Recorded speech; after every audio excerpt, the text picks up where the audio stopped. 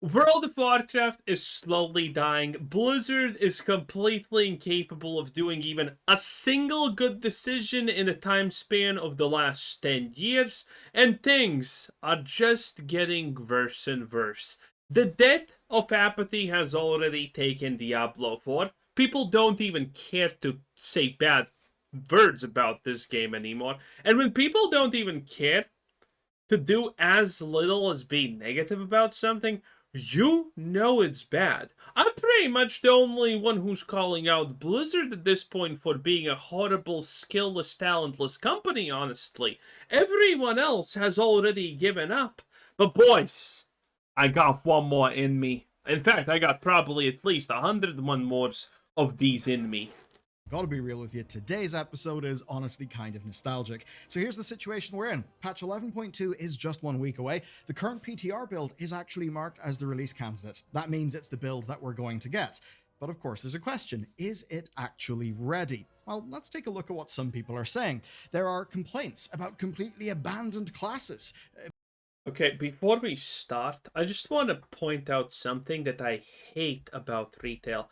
And it's how you already know how I constantly talk about how not a single zone looks like a real zone. It looks like the people making these zones have never even been outside of a city, and when they make a city, it still looks unbelievably stupid. How many of you feel the same? You see this? There's like two creatures fighting there. There's two more creatures fighting here, and there's every single zone that you go to in World of Warcraft retail, there's some kind of creatures fighting with each other or something like that. Every single zone is just two creatures fighting each other. And one is the good guy and the other one is the bad guy. And after that you also have this, okay? You have like two or three enemies standing and casting some kind of thing to do something. And that's also every single zone.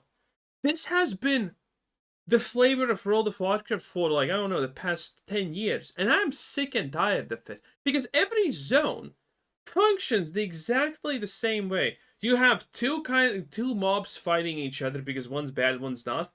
You have one big mob and like 3 or 4 small mobs patrolling, and you have like a circle of mobs doing something, casting something, or something like that happening. Everything for the past 10 years has just felt the same. A look at what some people are saying. There are complaints about completely abandoned classes. People are starting to think that hero talents were a massive mistake because of all the complexity that the game's classes have now got from a balancing perspective.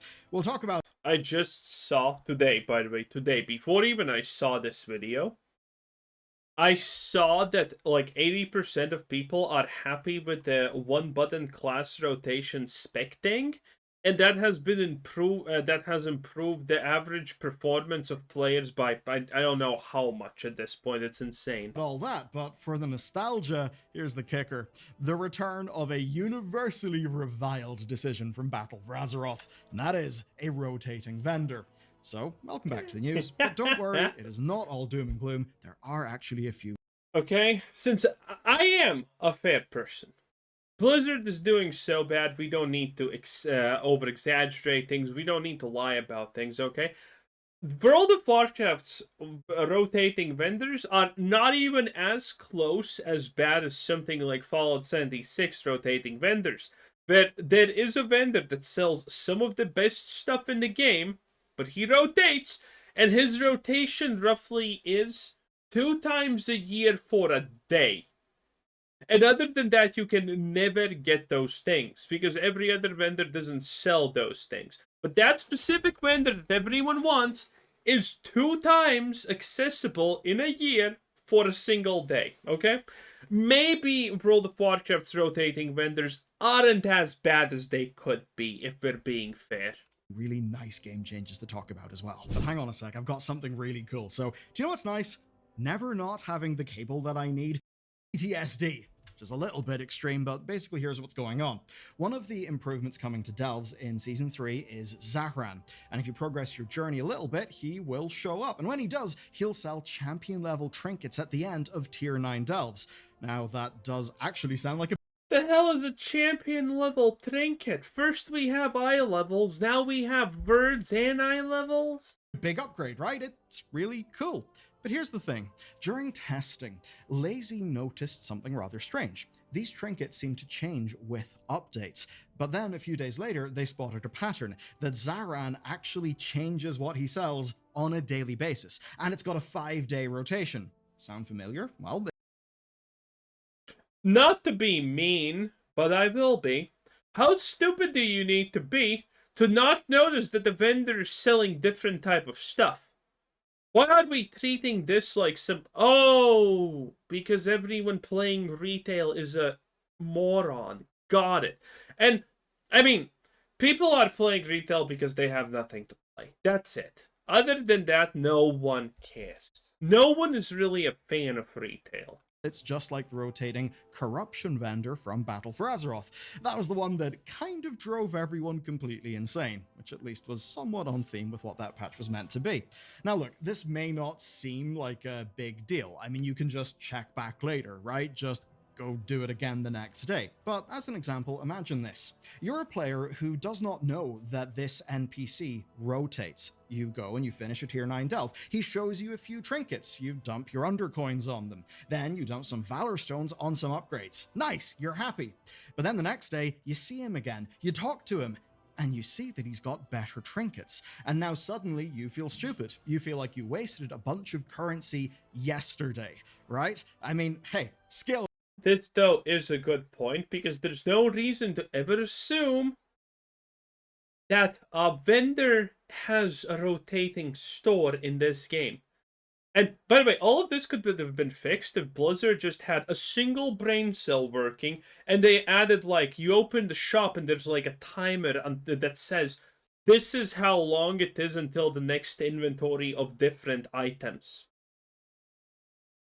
It's so easy to fix these things. It's so easy to make them good. But Blizzard fails at every point that they can. It is insane. They fail at everything. They fail at things that I did not know that you can fail on. They're failing at things that were solved like 30 years ago by goddamn EverQuest. Issue. You should have read Wowhead, because sometimes it really does seem like, well, the game just expects you to read Wowhead and to know these things. So one of the points people are making here is that it's quite frustrating, it's bad for usability, but also it can lead to people wasting their resources, being confused, generally speaking, just feeling bad about how they've earned things in the game. And oh god, don't even start me on being confused about this game. If a person who left when they played, like, I don't know, like Wrath of the Lich King last, or maybe Burning Crusade, people, if they go to retail, you're like lost. You have there needs to be a new player guide that actually explains to you what the hell is happening, because there's nothing. There's so many different things that you don't understand what is actually useful, what isn't. It's just a giant trap. Why do they not have some kind of in-game thing that tells you and explains to you, hey, this is the stuff you want, this is the stuff that's good, this gets you there, this gets you here, and so on. Admittedly, it's not as bad as in Destiny 2, where the new player experience literally is like, please delete me, I am a waste of time, you're gonna pay $500 for a bunch of expansions that are gonna probably be sunset in 3 seconds. But it's still extremely bad and confusing. Like, what are you supposed to do? If you don't follow, if you're not playing if you're not playing this game constantly, you just do not know what you're supposed to do in a lot of cases. You have no idea what's the best thing, or what even your options for the most part are. And when you look up a guide or something, it probably tells you the end thing that you're supposed to be doing, but how the hell do you get to that end thing? You don't even know. There really are a ton of downsides here, and effectively no upsides. I mean, maybe the surprise, the enjoyment, the sheer thrill of new trinkets. Maybe that's exciting for someone. I don't really think it is. And even so, it does directly go against WoW's current design. We don't even have search options in vendors still.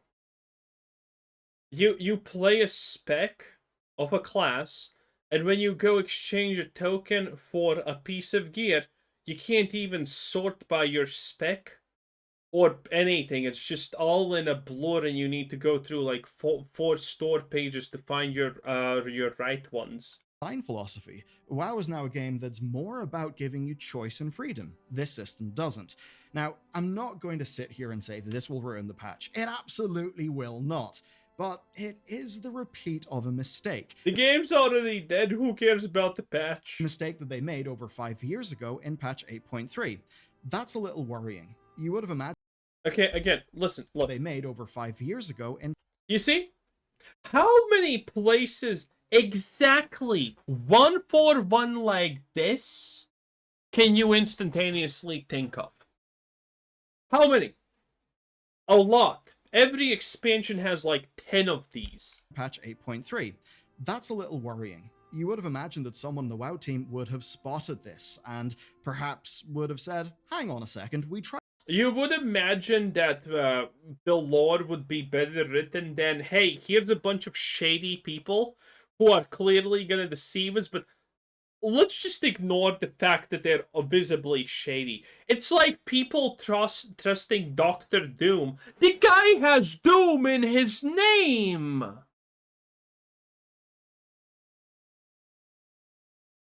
What did you expect? He's gonna be the good guy? Okay? How about the Decepticons? Yeah, they seem like a bunch of trustworthy people. They only have the word deception in their naming. Yeah, that sounds great. Tried this before, and the players didn't like it. But no, that doesn't seem to have happened. And here's what you need to understand. Whenever someone, a person, a single human, repeats a mistake, that's quite simply called not learning. But when a team... Oh, and more. Look at this. That doesn't seem to have happened. Look at this. This is not a spider, but they have designed this thing to look as like a spider. For what reason? I don't know. It's just stupid. This is a mechanical thing that's more like a spider than anything else, and that doesn't make sense. I mean, all the decisions in this game are stupid. Look at the trees. They look like giant bonsai trees. This is not real nature. Why? Why are these things floating? Like, what is the point of these things floating? Wouldn't it be a little bit better to put them on the ground? Again, nothing in World of Warcraft just even aesthetically makes a single shred of sense. And in my honest opinion, when you fail making sense even aesthetically, which should be the most simplest thing ever, like for example, that buildings have windows typically, you completely... I cannot trust you to do anything correctly. And here's what you need to understand. Whenever someone, a person, a single human, repeats a mistake... And by the way, this is a Bellier video, so he's not even going to mention all the woke garbage in World of Warcraft. Whatever currently is happening in the story, I'm sure a man is being evil, and a woman is being the bestest and brightest and a leader for the people, and probably teaching Anduin how to be a real man. Okay? 100% that's happening. It is disgusting.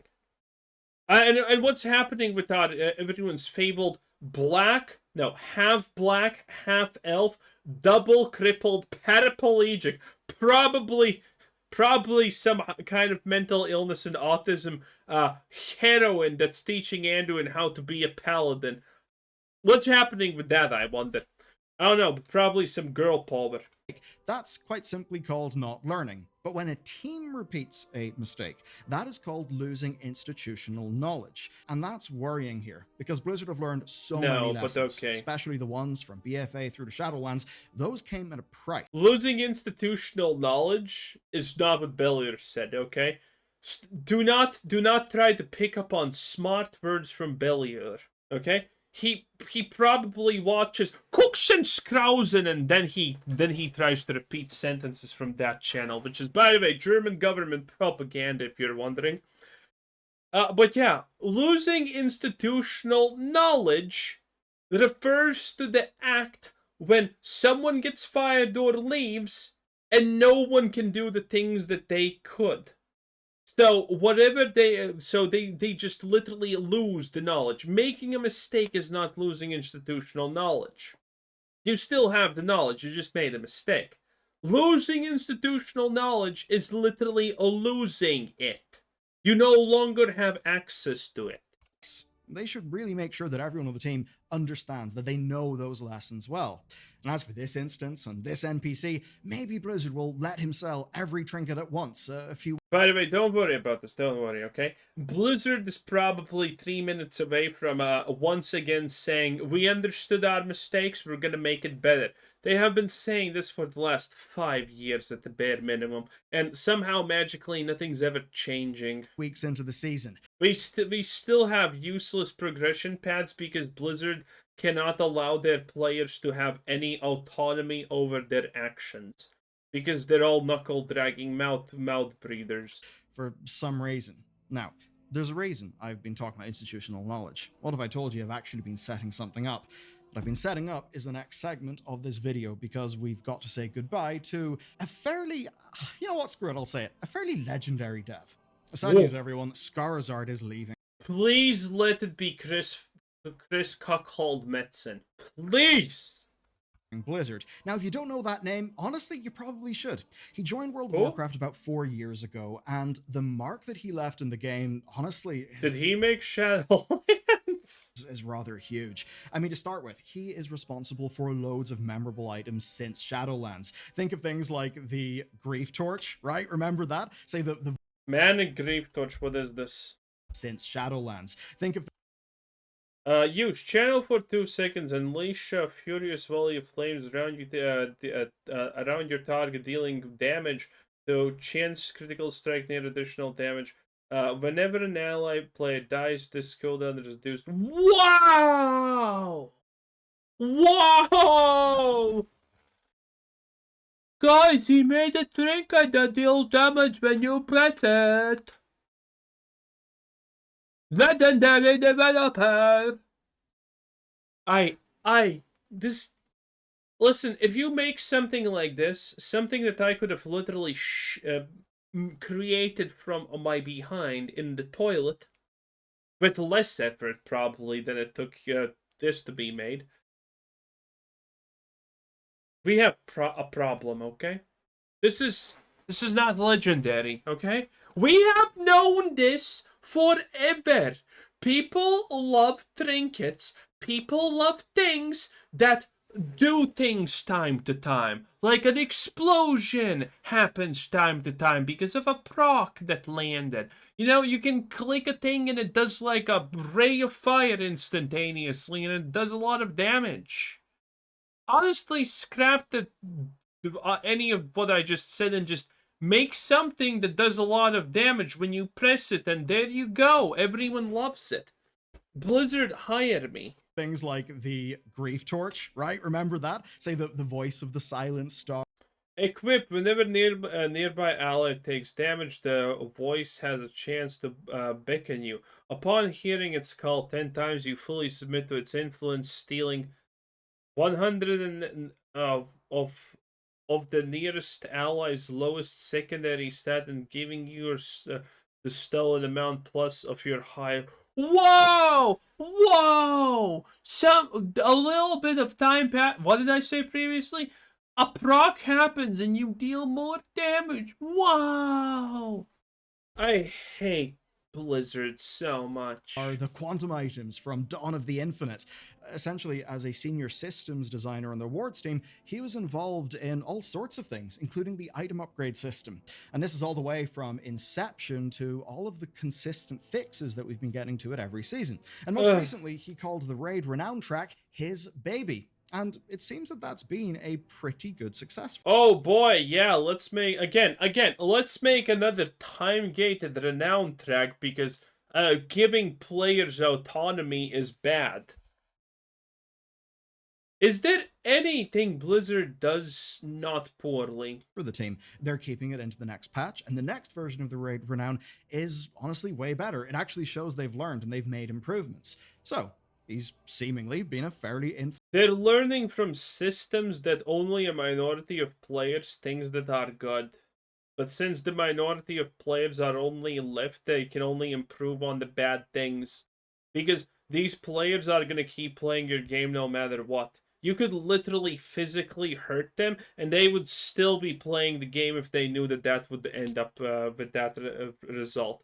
It's pathetic. Influential dev who's done a really good job. And not just in game. I mean, in the top comment on an interview with Max, he was called an S-tier yapper. If you can't speak Zoomer internet, that's a compliment. And if you listen to the interview, yeah, you'll agree. He does an amazing job. Look at that, a bunch of fat guys with beards. He was outwardly passionate in a way that people just loved and connected with.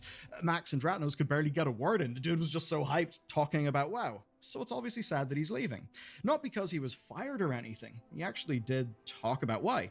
He wanted to, quote, imagine a future not tied to a patch schedule. Guess being a WoW YouTuber, I kind of know the feeling, but nowhere near the degree to, well, him, because it seems like it's a shitload of work. Now, obviously, he is just one member of a gigantic team, and he's not trying to claim credit. He is the first to call out other people on his team for doing a brilliant job. Basically, it's a team full of people who are just as passionate, but do not happen to be in the public eye as he has been. But still, they're waving goodbye to 4 years of lessons learned from a dev who was very much in the frontline trenches. And that's another danger of this aggressive patch cycle. Developer burnout. Because even with some separation, like say having a hypothetical, a team A and a team B taking turns in patches or something, well, teams like Scarizard's are said to work on a little bit of everything. I believe he was on the live team. So that's basically the team that ends up having to firefight every problem and make sure that all the seasons are actually good. And hey, if you look at season 2 of this expansion, yeah, thank God they have never succeeded. Holy shit, have they made improvements. Now, that kind of marathon running is not for everyone, especially not if it's a years-long marathon and one that is without an end in sight. Now, this is a WoW problem, but it's also a live service game problem. No, that's called having a job. What do you mean? Are we gonna try and treat them even more like children? People will naturally burn out, and it's inherent in the format of game that it's kind of hard to develop. It's hard to keep a team just on mission and passionate when it is, in some ways, an endless death march. So honestly, props to Ian for sticking it out so long. But I'd also say there's another problem, and it's that of selection criteria. Yeah, we're going to go all Charles Darwin in this shit. But basically, often people who like to innovate and shake shit up, they kind of are sprinters, They sprint, they stop, they sprint. They're not as consistent. Marathon runners are perhaps more the kind to make small, consistent improvements. Can we skip with the analogy already? I'm completely lost. What's the point of this? And work at a solid pace. Now, both types of person are necessary in a high-performing team, but it can be pretty tough to make sure that there's a place for both of those types of people within your teams. And when I look at World of Warcraft, I do get worried sometimes that's a bit of a death march, especially when we've seen patches launch in a way that hasn't been great. Because imagine you're in Scarizard's position, right? You're working on real, just close to the player-based content. Your hand is pretty much in every patch, but you see, Codex of Chromie is borked. The patch after that launches with a whole bunch of issues, a whole bunch of things being broken. You get features like the Arathi stuff in Hallowfall in patch 11.17 or 11.15 that was broadly seen to not be that good and also didn't work when it launched. You've got things like Dastardly Duos that really, some of us did it in PTR, didn't touch it in live, and I know it's the same for loads of people who just weren't really bothered with it. Now, I'm not saying that Dastardly Duos wasn't good because they're shit devs with bad ideas. I actually think there was loads of potential in that. It's just that... Oh god, can we skip the loads of potential? Yeah, Diablo 4 has potential, Starfield has potential. Too bad these games haven't done anything in the 2 or how many years they have been alive. Potential doesn't mean anything. If you take the game, completely start over, recreate everything, yeah, I guess everything has potential. Doesn't mean that there's actually anything that can be doable to salvage the situation. Needed more time in the oven. So I worry that developers, like Scarizard, are going to get burnt out by this content cadence. And certainly when I look at player feedback, it does seem that people are almost finding it hard to keep on top of just the crazy amount of stuff that WoW has. And to loop this back into the last topic, well, a world where a rotating vendor happens again, after we already know the players don't like it, that seems like a world where institutional knowledge That's not institutional fucking knowledge! Oh my god! That's just being stupid. Uh, World of Warcraft has done A, and it's been bad. People hated it. They said, oops, our bad. We're gonna fix it. Then they didn't do B. B is slightly better. CD happens. And then some magically how A happens again. And this just is a revolving door of the situation that just permeates over and over and over again somehow. Has been lost. And to see a fairly important public-facing developer who's done real good work leave, and not leave because they've got some crazy new opportunity, but simply because they're burnt out and they want to live their own life free from a patch cycle, well, that is concerning to me. After a segment like that, it feels a bit weird to go back to game stuff, but hey, the show must go on. It's the nature of the beast. So, have you ever forgotten how many sparks that you've made and how many sparks you've used? What? Well, it's taken Blizzard a few years, but they have finally made a spark counter. So Season 3 has got a new currency called Starlight Spark Dust. You'll get one every time you find a fractured spark this season, which basically means it's perfectly keeping track of how many sparks you've gotten. And because a system that's intended purpose is to keep track of a thing is keeping track of a thing.